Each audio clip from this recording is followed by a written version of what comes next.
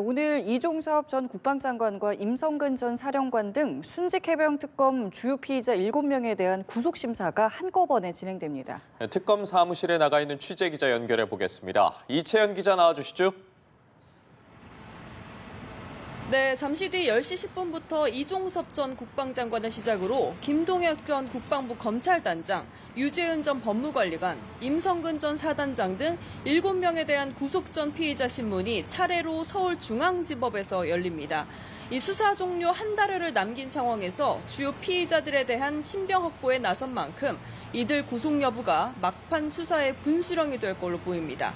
특검팀은 구속심사에 특검보 3명과 담당 검사들을 투입해 범행의 중대성뿐 아니라 진술 맞추기 등 증거인멸 우려를 강조할 계획입니다. 이종섭 전 장관 등 5명은 해병대 수사단과 국방부 조사본부에 외압을 행사하고 수사 외압에 저항했던 박정훈 대령을 항명 혐의로 무리하게 수사했던 혐의를 받습니다. 함께 구속기로에 놓인 임 전 사단장의 경우 무리한 수색작전 지시로 최상병을 사막에 이르게 한 혐의, 또 부하들에게 진술회유를 하는 등 수사 방해와 증거인멸 우려도 크다고 보고 있습니다. 임 전 사단장 등 7명에 대한 구속 여부 결과는 이르면 오늘 밤 나올 걸로 보입니다. 네, 그리고 의혹의 가장 윗선인 윤석열 전 대통령에 대한 대면 조사는 불발이 된 겁니까? 네, 애초 해병특검은 이들에 대한 신병 확보에 나서며 윤 전 대통령을 수사 외압 사건의 공범으로 적시한 바 있습니다.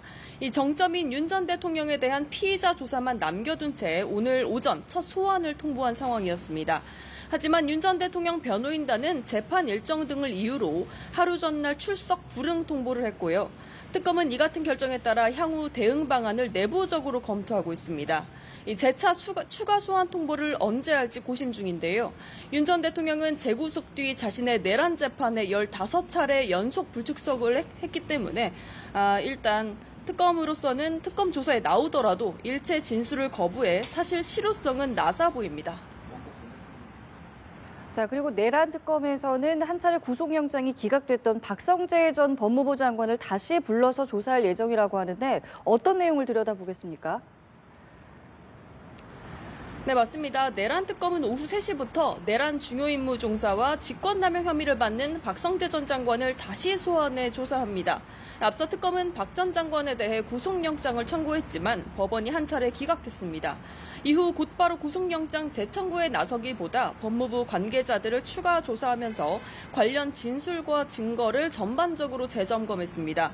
오늘 조사도 박 전 장관이 계엄 당일 소집한 간부회의 전후 상황 등을 확인하면서 영장 기각 사유의 쟁점이 됐던 비상계엄에 대한 박 전 장관의 위법성 인식 보강에 주력할 걸로 보입니다. 특검팀은 박 전 장관에 대한 추가 조사가 마무리되면 구속영장 재청구 절차를 밟을 방침입니다. 지금까지 서울고등검찰청에서 전해드렸습니다.